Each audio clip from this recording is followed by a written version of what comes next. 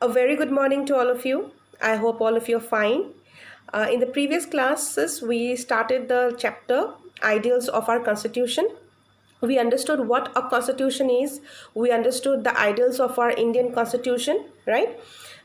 In the previous class, we discussed the fundamental rights, right? We have discussed detailedly the first three fundamental rights. How many fundamental rights are there? How many fundamental rights are guaranteed by the Constitution of India? Total six fundamental rights, right? Right to equality, right to freedom, right against exploitation, right to right to freedom of religion, cultural and educational rights, and right to constitutional remedies. And these are the six fundamental rights guaranteed by the Constitution of India. And we have discussed right to equality, right to freedom, and right against exploitation. Today in this class, we are going to discuss right to freedom of religion, cultural and educational rights, and rights to constitutional remedies. We are also going to understand directive principles of state policy. Okay. Right to freedom. Right to freedom of religion. Many religions are practiced in India. Articles 25 to 28 of our constitution define our country as secular. This implies that all religions are equal before the law. There is no state religion. All citizens of India have the freedom to practice and propagate her or his religion. Okay, so right to freedom of religion. We already know that India is a secular country, right? There is no state religion in India. Nobody can be discriminated on the basis of religious practices and beliefs, right? The right to freedom of religion is enshrined in the article 25 to 28 of our Indian Constitution, and articles 25 to 28 define our country as a secular country. Okay, it implies that secular means all religion are same. Okay, all religion are equal before the eye of law. All right, and there is no state religion. All the citizens of India have the right to practice and propagate his or her religion. Okay. Next fundamental right guaranteed by the Constitution of India is the cultural and educational rights. Okay, people in our country belong to diverse cultures and speak different languages. Each community possesses rich literary and artistic traditions. Articles 29 to 30 of our Constitution states that everyone has the right to develop and preserve their culture. People belonging to different communities also have the right to establish their own educational institutions. The government also helps and encourages the development of cultural activities of different religions and communities. So our country is a diverse country, right? Where there are people who speak different languages, who follow different cultures and tradition. Each community, all right, each community possess rich literary and artistic tradition. Yes, each and every community of India possess their own. They have their own artistic traditions, own linguistic tradition, literary tradition, like the different languages spoken, different cultures and traditions being followed, and various different artistic tradition. So the articles 29 to 30 of our Constitution states that everyone has the right to preserve their culture. Each and every person in India has the right to preserve their culture, preserve their traditions. Okay, people belonging to different communities also have the right to establish their own educational institution. People belonging to various communities, they have the right to establish their education institutions so as to teach other people or the next generation, coming generation, about the rich heritage and variety of their own cultures and traditions. Okay, and also to preserve the cultures and traditions. The government also encourages and helps and and encourages the development of cultural activities of different religions and communities. So it is also, the government also encourages the development of the cultural activities of various communities and religions. Okay, the next is right to constitutional remedies, very important. Okay, Article 32 of our Constitution safeguards our fundamental rights by guaranteeing us the right to constitutional remedies. It is possible that the government may on certain occasions violate the fundamental rights. The right to constitutional remedies protects the citizens against such violation. A citizen can file a lawsuit against the government in the high courts and the Supreme Courts. These courts possesses the power to uphold the fundamental rights of the citizen by issuing a writ or an order. So the fundamental rights guaranteed by the Constitution of India is protected by the sixth fundamental right, that is right to constitutional remedies. The Article 32 of our Constitution safeguards our fundamental rights, okay, by guaranteeing us the right to constitutional remedies. So there, it is very much possible that a government agency or any person can violate or infringe our fundamental rights. Okay, the right to constitutional remedies protect the citizen against such violation. A citizen can file a lawsuit against the government in the high courts and the Supreme Court. So if any citizen feels that his or her fundamental rights are being violated, okay, he or she can file a lawsuit, okay, in the high courts and the Supreme Courts. All right, and these courts possesses the power to uphold the fundamental rights of our citizen by issuing an order. Okay, so our fundamental right will be protected by the high courts.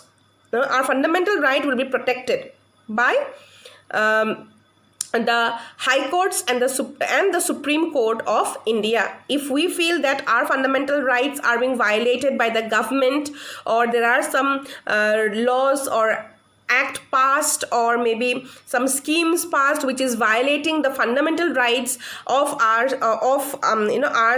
fundamental rights of any Indian citizen, the Indian citizen can appeal to the high courts and the Supreme Courts. Okay, these courts possess the right to uphold the fundamental rights of the citizen by issuing an order. Am I clear? So let's revise once, give a quick revision. The first fundamental right was right to equality. Right to equality is enshrined in the Articles 14 to 18 of our Constitution, and each and every person, each and every citizen are, the right to equality states that each and every citizen is equal before the eye of law. Nobody can be discriminated, nobody can be marginalized on the basis of religion, caste, race, sex or place of birth. Alright, this also implies for educational institutions and employment opportunities. Nobody can be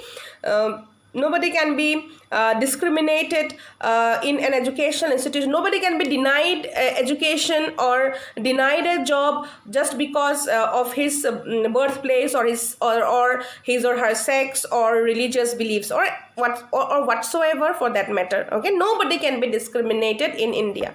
This right to equality is guaranteed by the Constitution of India. Next comes the right to freedom. The Articles 19 to 22 states that democracy cannot exist without individual freedom. Our Constitution guarantees 6 different freedoms to promote the ideal of liberty mentioned in the preamble. In order to help the citizens of India grow, in order to have a holistic development of the people, of the citizens of India, the preamble, the word liberty is mentioned in the preamble. Now, what is liberty? We have already discussed this, right? Liberty, what do you mean by liberty? Liberty is, it indicates the absence of restraints. Okay, it indicates that there should be no hindrance for a person to grow, to develop, for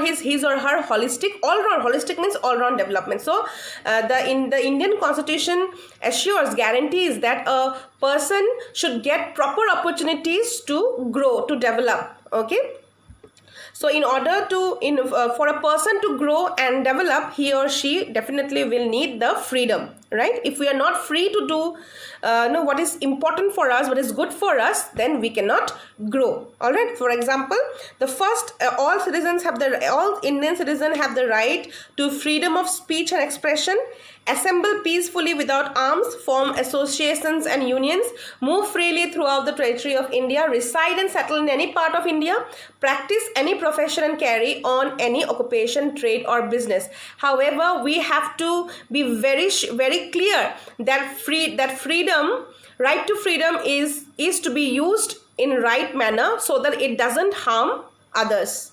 We are free. We enjoy, our constitution has guaranteed us right to freedom, but that comes with certain responsibilities.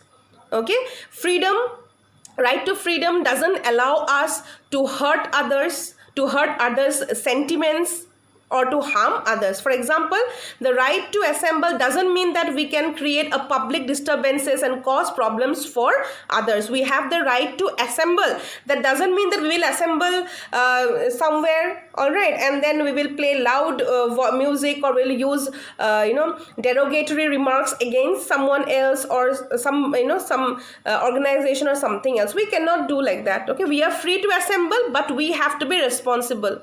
All right, fundamental rights comes with certain duties. We have to be responsible citizen. We cannot do any and anything in the name of right to freedom. Similarly, freedom of speech and expression allows us to express ourselves freely without hurting or harming others. The right to freedom of speech. Yes, we have the right to speak. We have the right to keep our opinion, to give our opinion, right? But that doesn't mean that our speech or our opinion should hurt or harm others. Okay. Right. The next comes right against exploitation. The right against exploitation protects the dignity of every individual. It criminalizes buying and selling of human beings. Okay, like commodity, human beings are not things. We are not commodities. We are not like pen and pencil that can be bought and sold. Okay, so it criminalizes human trafficking and buying and selling of human beings. It gives dignity to each and every person.